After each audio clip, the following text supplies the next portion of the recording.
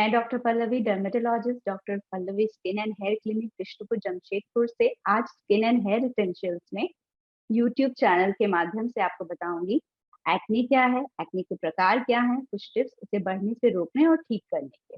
तो सबसे पहले हम जानेंगे एक्ने क्या है। एक्ने यानी कि पिंपल्स, ये एक बहुत ही कॉमन स्किन के ऑयल ग्लैंड्स की बीमारी है जो प्राय 12 से 35 साल की उम्र में देखा जाता है।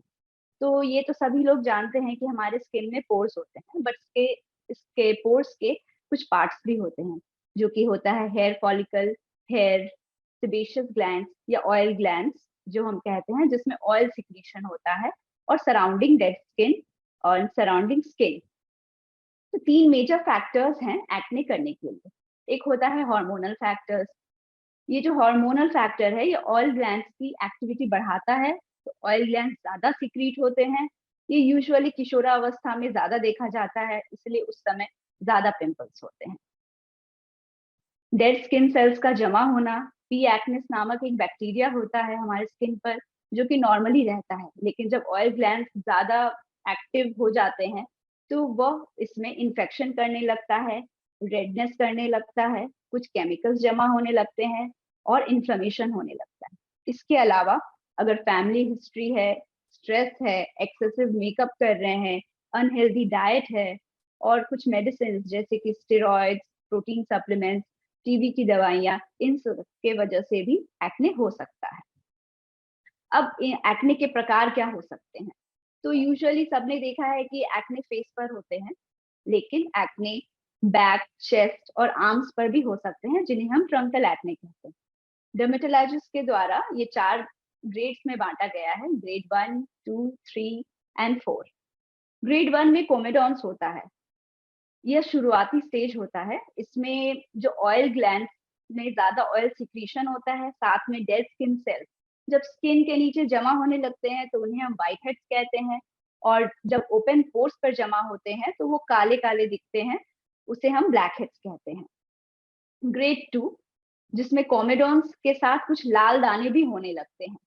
इसमें जब पोर्स क्लॉग हो जाते हैं तो जो सीबम के वजह से सिबेशियस ग्लैंड्स हैं वो फूलने लगते हैं, जो कि लाल दाने के रूप में दिखाई देते हैं। ग्रेड 3, यहाँ पे ज्यादा लाल दाने भी हो सकते हैं, या फिर लाल दानों के साथ पीले पस भरे दाने, जो कि पस्ट्यूल्स जिन्हें हम कहते हैं, वो भी हो सकते हैं। जब पस्ट्यूल्स हो रहे हैं तो उसमें इन्फेक्शन आ रहा है, जो कि बैक्टीरिया का हमने कहा पी एक्नेस नाम से, उस वो पस बनाते हैं, जिसकी वजह से ये पीले पीले पस भरे दाने दिखते हैं। ग्रेड 4, ये होता है नोडुलोसिस्टिक एक्ने। ये सबसे सीवियर फॉर्म होता है। इसमें दर्द भरे गठीले लाल दाने और पीले पस भरे बड़े बड़े दाने हो जाते हैं, जिन्हें हम सिस्ट कहते हैं। यह ट्रीटमेंट करने में बहुत ही मुश्किल होता है, और बहुत बार ये दाग और निशान भी छोड़ जाता है। एक्ने को माइल्ड, मॉडरेट, सीवियर फॉर्म में भी बांटा गया है। माइल्ड में जो बस कोमेडॉन्स हो गए, मॉडरेट में आपके पैप्यूल्स, पस्ट्यूल्स हो गए, और सीवियर में जब बहुत सारे पस्ट्यूल्स हो रहे हैं, बहुत सारे पैप्यूल्स हो रहे हैं, या फिर नोडुलोसिस्टिक एक्ने हो रहे हैं। तो अगर आपको मॉडरेट एक्ने है तो आपको स्किन स्पेशलिस्ट को दिखाकर उसका इलाज कराना जरूरी है, नहीं तो ये सीवियर फॉर्म का रूप ले लेते हैं। एक और प्रकार होता है हार्मोनल एक्ने। ये 30 की उम्र की महिलाओं में देखा जाता है यूजुअली, जहां पर लोअर जॉ लाइन और लोअर फेस में लाल, गठीले, दर्द भरे दाने होने लगते हैं। ये हार्मोनल एक्ने के कारण बहुत सारे होते हैं। हार्मोनल इम्बैलेंस होना, बॉडी में मेल हार्मोन्स का बढ़ जाना, स्ट्रेस, मोटापा। अगर आपको 30 के उम्र में लोअर फेस पर दाने हो रहे हैं और वो कन्वेंशनल मेडिसिन से ठीक नहीं हो रहे हैं, तो आपको हार्मोनल एक्ने है, और आपको इसके लिए स्किन स्पेशलिस्ट की सलाह लेना बहुत जरूरी है। बहुत बार ब्लड रिपोर्ट्स में हार्मोन लेवल्स नॉर्मल आएगा, तो भी हार्मोन की दवाइयां चलती हैं। बहुत सारी बीमारियां भी हैं जिसमें हार्मोनल एक्ने हो सकते हैं, जैसे कि PCOD, Cushing syndrome, excess growth hormone अगर हो रहा है बॉडी में, अगर ओरल स्टेरॉइड इंटेक हो रहा है, तो भी हमें हार्मोनल एक्ने हो सकता है।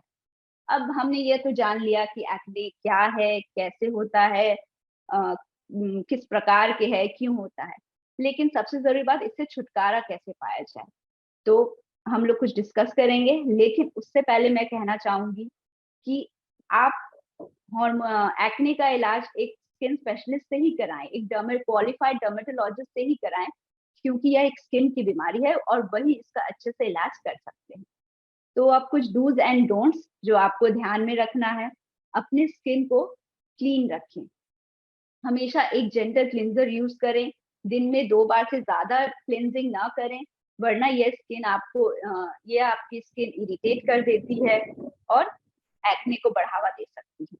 जब भी स्किन केयर प्रोडक्ट्स आप खरीदते हैं तो अल्कोहल फ्री, नॉन कमेडोजेनिक हमेशा देख लें, वरना जो हार्श वाले स्किन केयर प्रोडक्ट्स होते हैं वो आपको स्किन को और भी इरिटेट करेंगे और एक्ने को बढ़ावा देंगे, इन्फेक्शन भी हो सकता है उसमें। रेगुलर शैम्पू करना भी बहुत जरूरी है, क्योंकि हेयर पे हमारे स्कैल्प पे बहुत सारे ऑयल ग्लैंड्स होते हैं। जब हम शैम्पू नहीं करते हैं, इसे साफ नहीं रखते हैं, तो ऑयल ग्लैंड्स में ज्यादा ऑयल बनता है और इसकी वजह से हमारे फोरहेड पे एक्ने बनने लगते हैं। बहुत जरूरी बात यह भी है कि बार बार आप अपना एक्ने का ट्रीटमेंट ना बदलें। एक्ने का जो ट्रीटमेंट है वो अपना असर दिखाने में 6 से 8 हफ्ते लगाएगा, तो धैर्य रखना बहुत जरूरी है। अपने चेहरे को बार बार न छुएं, जो पिंपल्स है उससे पॉप आउट ना करें, दाग धब्बे वरना इससे बढ़ेंगे, इन्फेक्शन बढ़ेगा। अक्सर लोगों को लगता है कि हमारी स्किन ऑयली है तो हमें मॉइस्चराइजर का यूज करने की जरूरत नहीं है, बट ऐसा नहीं है। जब आप एक्ने के लिए ओवर द काउंटर प्रोडक्ट्स भी यूज कर रहे हैं या डर्मेटोलॉजिस्ट के द्वारा दिया हुआ जो भी क्रीम्स एंड जेल्स लगा रहे हैं, तो वो आपकी ऑयल सिक्रीशन को कम कर रहा है, आपकी स्किन को बहुत ड्राई कर रहा है। तो इसलिए एक हाइड्रेटिंग मॉइस्चराइजर लगाना बहुत जरूरी है। एक्सरसाइज करें, क्योंकि मोटापा घटाने की वजह से भी एक्ने काफी कम हो सकता है। हेल्दी लाइफस्टाइल रखें, बैलेंस डाइट खाना खाएं, फ्रूट्स, सैलड, बहुत सारा पानी पिएं, जिसकी वजह से आपका एक्ने और ऑयल कंट्रोल रहेगा तो एक्ने भी कम होगा। इसके साथ ही ऑयली जंक फूड अवॉइड करें, चॉकलेट्स, बहुत मीठा खाना, दूध से बने पदार्थ का सेवन कम करें। क्या नहीं करें?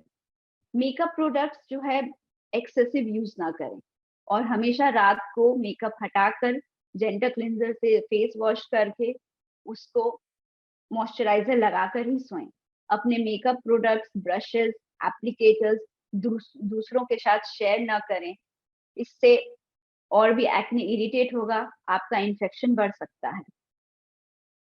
बार बार स्क्रबिंग, एक्सफोलिएशन ना करें, स्क्रबिंग से चेहरे की स्किन डैमेज होने लगती है और एक्ने को बढ़ा देती है।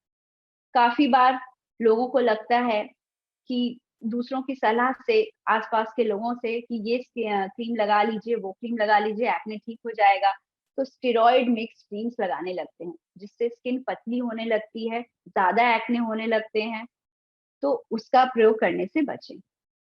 अक्सर लोगों में धारणा रहती है कि हमें तो बस व्हाइट हेड्स या ब्लैक हेड्स हुए हैं, तो इसकी ट्रीटमेंट की जरूरत नहीं है, पर ऐसा बिल्कुल नहीं है। ये एक शुरुआती स्टेज है, तो इसे आप जब छेड़छाड़ करेंगे या पॉप आउट करेंगे या इसमें इन्फेक्शन होने लगेगा, तो ये जो ग्रेड 2 और ग्रेड 3 की तरफ जा सकते हैं, निशान और काले धब्बे और दाग छोड़ सकते हैं, तो इसका इलाज भी जरूरी है।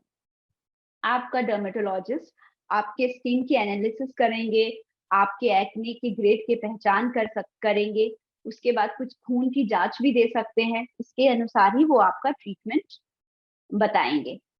ट्रीटमेंट के लिए वो आपको कुछ क्रीम्स, जेल्स दे सकते हैं लगाने के लिए, कुछ खाने के लिए दवाइयाँ हो सकती है जो कि एंटीबायोटिक्स हो सकती है, हार्मोन्स हो सकती है और कुछ दाग धब्बों के लिए पील्स कर सकते हैं, लेजर के द्वारा भी ट्रीटमेंट हो सकती है, तो उस हिसाब से आपको डर्मेटोलॉजिस्ट की सलाह लें। इन सब चीज़ों में एक बात बहुत ज़रूरी है कि एक्ने ठीक होने में टाइम लगाता है, 6 से 9 महीने भी लग सकते हैं, तो धैर्य रखना बहुत ज़रूरी है। अगर आपका एक्ने ठीक नहीं हो रहा है, दर्द हो रहा है, आपको बॉदर कर रहा है, तो इसे प्लीज़ इग्नोर ना करें। एक्ने का इलाज सक्सेसफुल है, अपने नज़दीकी डर्मेटोलॉजिस्ट से मिलें, उनकी सलाह लें और इनका इलाज करें, इन्हें बढ़ने ना दें और दाग बनने ना दें। आशा करती हूँ मैं आपके एक्ने से जुड़े सवालों के जवाब देने में समर्थ रही हूँ। अगर आपको और भी डाउट्स है या अदर स्किन रिलेटेड इश्यूज है, तो अपने नजदीकी क्वालिफाइड डर्मेटोलॉजिस्ट से मिलें और इन्हें दूर करें। धन्यवाद।